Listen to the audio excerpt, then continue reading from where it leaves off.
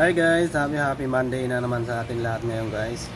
Ngayon guys, ang sishare ko sa inyo ngayon guys, yung tinatawag natin na PSI.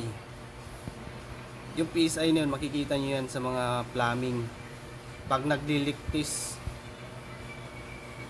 ang PSI ay yung pound force square inch. May pressure siya. Yung pressure pag nagliligtis, diba, nakaset siya sa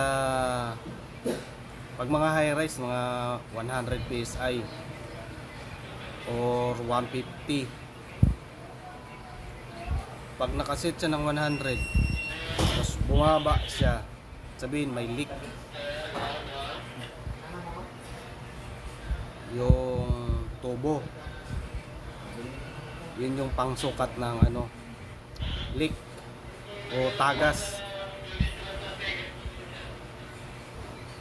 Yung sa mga bahay naman na standard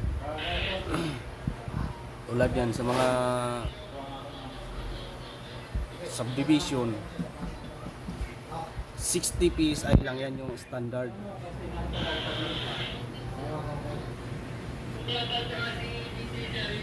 Yung mga ginagamit yan sa mga pero kadalasan ginagamit yan sa mga high-rise na building. Tingnan mo kayo tayo. Kasi yung radyo kasi tatanong ka pumampat kung anong tatakbo na lugar. Sa mga high-rise na building.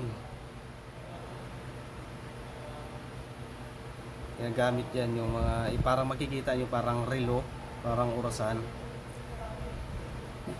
Sa kadalasan yan sa mga fireproof PSI, pound force per inch, square inch yung PSI. So ayun guys, happy Monday sa ating lahat. Hanggang dito lang muna. Thank you for watching. God bless you.